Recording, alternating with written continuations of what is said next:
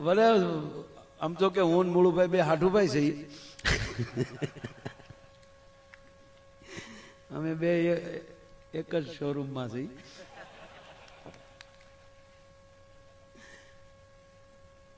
દાદા મને પછી કહેશો, મને ખબર નથી એટલે કહું, આ ખેતરપાળને અંગૂઠો હું કામ અડાડીએ હજી મને ખબર નથી. જેને પૂછીએ કે હું કામ અડાડતા, કે બાપા અડાડ્યા, અમે અડાડીએ. લે આ બેનો ઉકરડી ઉઠાડવા જાય, ઉકરડી છે કોની છોડી? કાંઈક તો છે, મને ખબર છે, હું કહું નહીં. અમુક વસ્તુ એટલે સારી વસ્તુ છે, બહુ સરસ વસ્તુ છે. એ કોક દી મને એકલા મળજો, ખરેખર કે બહુ સરસ. પણ અહીંયા ગોર દાદા ઉભેલા હાથમાં કંકાવટી ચોખા લઈને, ઓમ શુભ લગ્ન મંડપ જ જાય. તમારા લગ્નમાં મારો ડાયરો રાખજો. એ તો મેં હમણાં ગોર દાદા હતા ને, મેં કીધું દાદા લગ્ન કરવાના હતા, કે નહીં હમણાં લગ્ન નહીં કરવા. મેં કીધું મૂછનો દોરો ફૂટે પછી પૂછાય. સમય એને ખબર ને, અત્યારે એને ભણવાની ખબર હોય. એટલે મારે એની પાસે એક શ્લોક બોલાવો.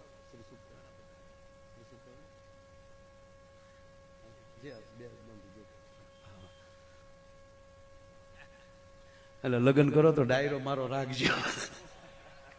એટલે અહીંયા ગોર દાદા ટૂંકમાં એક ઉપાડી એટલે વાત કીધું. ગોર દાદા હાથમાં કંકાવટી ઉભેલા, વરરાજાના પગમાલી બૂટમો જા કાઢી નહીં, વરરાજાના જમણા પગનો અંગૂઠો ખેતરપાળને અડાડો. ગોર દાદાને કીધું, કાલ્યો દાદા બીજા બસો. હે ભાઈ, રૂપિયાથી નો હાલે, વિધિમાં ફેરફાર નહીં. વરરાજાનો અંગૂઠો અડાડો પડે. બાપા તો તારું નો કહો, અણવર તારો પણ પગનો અંગૂઠો ન ચાલે, તારા બાપુજીનો પણ ન ચાલે. વરરાજાનો જ અંગૂઠો ચલાવવો પડે. કે ગોર દાદા આલ્યો બીજા 200 પડી, મુદ્દો રહેવા જો. ગોર દાદા કે પણ છે હું તક બીજું કાંઈ નથી દાદા, અમે હજી સુધી વેવાઈને નથી ખબર પડવા દીધી, તમે ખેતરપાળને હું કામ ખબર પાડવા માંગો છો? ગોર દાદા તોય ન સમજાવ. નહીં ભાઈ, ચોખવટ કરો. ચોખવટ એટલે અંગૂઠો જ નથી. આ પગ બૂટ મોજામાં છે ત્યાં સુધી જ રૂડો છે બાપા.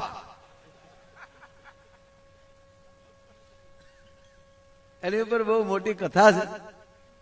અંગૂઠો હુકામ આપણે કાઢવો પડે, બહુ મોટી વાત છે. એમાં અત્યારે નથી જવું, કારણ કે 5 કલાક થાય. એના માટે આપણે એક દી કથા રાખવી પડે. ખેતરપાળને અંગૂઠો છુકામ અડાડીએ છીએ, એની ભવ્ય કથાનું આયોજન વક્તા માયાભાઈ આહિર. આવું કઈ છે નહીં હો, આ તો કહું તમને ખાલી. પણ આ દેશનું ઘરેણું, આ દેશની ગરિમા, આ દેશનો શણગાર, આ દેશનો વેદ, આ દેશના ઉપનિષદ, આ દેશના શાસ્ત્રો, આ દેશની કથાઓ, આ દેશની વાર્તાઓ, આ દેશના દ્રષ્ટાંતો, અને કહેવા ગયો આ દેશના દાંપત્ય જીવનો, એ આ દેશનો શણગાર છે સાહેબ. આ દેશનો શણગાર શું? આ દેશના દાંપત્ય જીવન. અને એવા ભૂદેવ અહીંયા બેઠા છે બાળેટા, એને વિનંતી કરું કે એક એવો શ્લોક, આ તમે યજ્ઞમાં તો મોજ કરાવો છો, પણ એકવાર આ દાદા બોલે ત્યાં સુધી બધાએ ટટ્ટાર બેસી આંખો બંધ કરી દ્વારકાધીશની મૂર્તિને નજર સામે કેન્દ્રિત કરવાની છે. 1 મિનિટ આવું કરવાનું છે સાહેબ. બધાને મારા કરબદ્ધ પ્રાર્થના, એક સાથે એટલી વ્યક્તિ ધ્યાનમાં બેસી જાય, દ્વારકાધીશને સીતમાં લઈ લે સાહેબ, કેવડી મોટી વસ્તુ બને, કલ્પના તો કરો. દાદાને જે શ્રી સૂક્ત એમાં આવી જાય વિષ્ણુ. સાવધાન સૌને જય દ્વારકાધીશ. જય દ્વારકાધીશ. ભગવાન દ્વારકાધીશને એક પ્રાર્થના કરવા માંગુ છું. મને કઈ આવડતું નથી, પણ જે મને આવડે છે 2 મંત્ર, એ ભગવાનને હું સામે રજૂઆત કરું છું તમારી સામે. એક ગામમાં એક ભાભો હોય એટલે ડોશી હોય જ, કારણ કે ડોશી વગરનો કોઈ દી ભાભો છો ન હોય.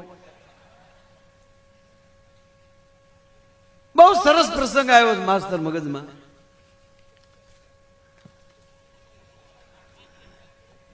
આ રૂપિયા માથે ઉડે ને એટલે સારું દાદા તમારી જવડા હતા યાદ આવે. બપોર સુધી રોતા ત્યારે માં માંડ દહડો દેતી હતી. એ કરકરિયા વાળો રૂપિયો જ કેવો પૂછવા, ડાયરો બેઠો છે મોટો બધો. હે આખો કવો ગાળતા ત્યારે 11,000 રૂપિયા મળતા. આખો કવો મહેનત ગાળ્યો, પણ જે ગાળતા એને જોયું મેં. પરાયું મારી મારીને પાણા કાઢતા ત્યારે 20 રૂપિયા મળતા. આજે દ્વારકાધીશે સમગ્ર જગત ઉપર આ સુખના ખટારા ઠલવી નાખ્યા છે. એનું કારણ એ છે આ ધર્મ. તમારી પાસે સંપત્તિ કેટલી છે, તમારી પાસે માણસો કેટલા છે, તમે કેવડા છો એ નથી જોવાનું.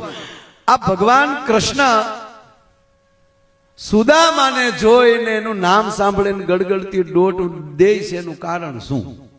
સુદામાની અંદર એવું કયું તત્વ હતું? આગળ હું આ ડોશીની વાતમાં જ આવું છું પાછો. મારે દાંત જ કઢાવવા છે તમે, પણ દાંત કાઢતા કાઢતા હારી વાત એક મગજમાં આવી જાય એટલે હું તમારે સામે રજૂ કરી દઉં. તમે બધા ઘરના છો, મગર મને ખબર છે અહીં કાંઈ ન બોલું તો એ ગોજિયા પરિવાર મને પેમેન્ટ દઈ દેવાનું છે. આ તો હું આવ્યો ન આવ્યો તો મારી ઘરે કવર મોકલવાના હતા કે તમે ધક્કો ન ખાવ તો કવર મોકલી દઈશું. આ તો વાત કરું તમને. એ લોકો કહેતા જ હતા, કારણ કે સામે અમારે ગોજિયા પરિવાર થોડુંક મોટું માથું છે. રામસિંહભાઈ બેઠા, એ ગોરિયા આપણે ગોજિયા જ કહેવાય, બધું ભેગું જ છે. ગોરિયા તો એ સમજ્યા બહારથી આવેલા છે એટલે આપણે ગોરિયા કહીએ. ના ના એ પછી મને મળજો, એકલા કહેશું. એ વાટે બેઠા હતા, વહેલા આવવાનું હતું પણ અમે આવી પછી આવે ને એટલે કહેતા હતા કે તમ તારે